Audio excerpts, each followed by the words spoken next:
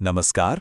नॉर्सेट जैसी परीक्षाओं के लिए हाइपोपैराथायरॉयडिज्म एक ऐसा टॉपिक है जिसमें अक्सर कंफ्यूजन होता है। तो आज हम इसे बिल्कुल सिंपल स्टेप्स में क्रैक करने वाले हैं, ताकि हर सवाल के लिए आप पूरी तरह तैयार हों। चलिए शुरू करते हैं। हम इस टॉपिक को इन 5 हिस्सों में कवर करेंगे। असल में कमी क्या है, ये होती क्यों है, इसके संकेत क्या हैं, इलाज कैसे होता है और मरीज को क्या सिखाना सबसे जरूरी है। तो चलिए पहले हिस्से से शुरू करते हैं। सेक्शन 1, मूल कमी। सबसे पहले ये समझते हैं कि इस बीमारी की जड़ क्या है, मतलब असल प्रॉब्लम है क्या। तो चलिए एक बहुत ही बेसिक सवाल से शुरू करते हैं। इस कंडीशन को समझने के लिए पहला कदम यही जानना है कि भाई कौन सा हार्मोन है जो कम हो जाता है। क्या लगता है? सही जवाब है पैराथायरॉयड हार्मोन।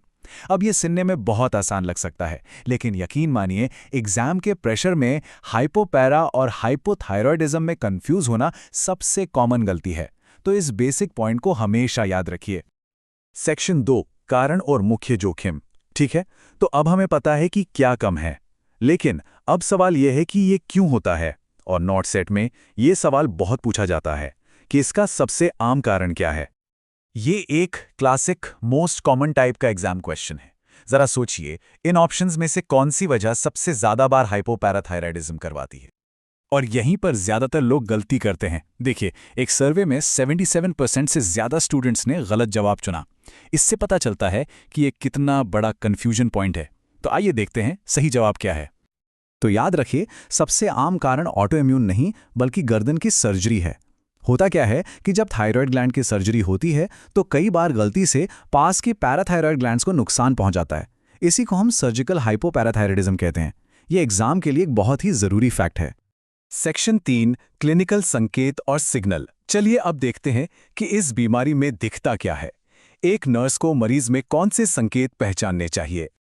यह सवाल सीधा सीधा बीमारी की पैथोफिजियोलॉजी से जुड़ा है, मतलब शरीर के अंदर कौन से मुख्य इलेक्ट्रोलाइट्स में गड़बड़ी होती है।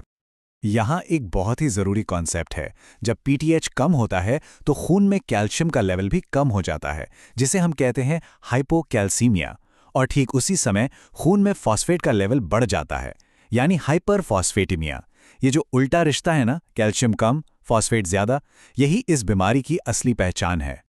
तो इस कम कैल्शियम की वजह से एक बहुत ही खास न्यूरोमस्कुलर साइन देखने को मिलता है। क्या आप उसे पहचान सकते हैं? बिल्कुल सही, वो है ट्राउजो का संकेत। ये हाइपोकैल्सीमिया को जांचने का एक क्लासिक तरीका है।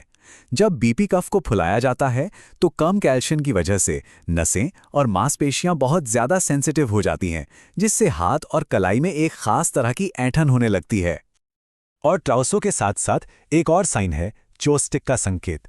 इसमें बस कान के सामने चेहरे की नस को हल्के से टैप करने से चेहरे की मांसपेशियों में फड़कन होने लगती है। एग्जाम में ये दोनों संकेत अक्सर एक साथ ही पूछे जाते हैं।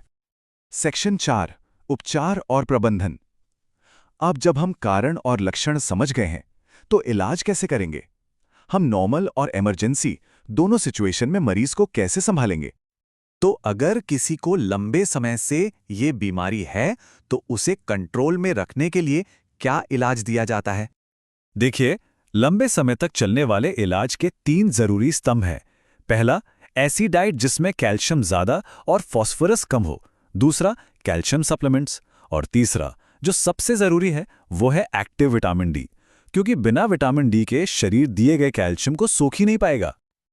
अब सोचिए एक इमरजेंसी सिचुएशन।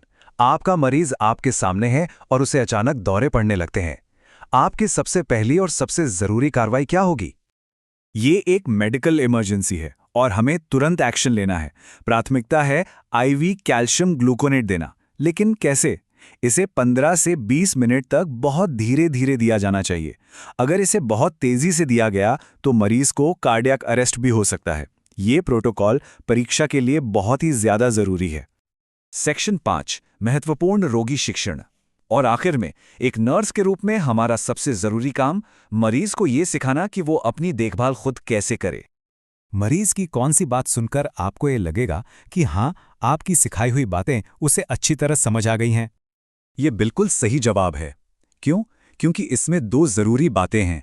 पहली, मरीज ये समझता है कि उसे जिंदगी भर दवा लेनी है, और दूसरी, उसे चेतावनी के संकेत पता हैं, जैसे झुनझुनी या ऐंठन, ताकि वो कोई भी प्रॉब्लम होने पर तुरंत रिपोर्ट कर सके। तो चलिए सबको जल्दी से रिवाइज करते हैं। क्या कम होता है? पीटीएच, सबसे आम कारण गर्दन की सर्जरी, 2 क्लासिक संकेत ट्राउजो और छुएस्टिक, और जिंदगी भर का इलाज कैल्शियम और विटामिन डी। इन पॉइंट्स को अपने दिमाग में अच्छी तरह बिठा लीजिए। तो अब सब कुछ जानने के बाद खुद से ये सवाल पूछिए, अगर आपके सामने एक मरीज है जिसे गर्दन की सर्जरी के बाद झुनझुनी हो रही है, तो आपका पहला एक्शन क्या होगा? याद रखिए, सही जानकारी और सही एक्शन ही एक अच्छी नर्स की पहचान है। हमारे साथ जुड़ने के लिए धन्यवाद।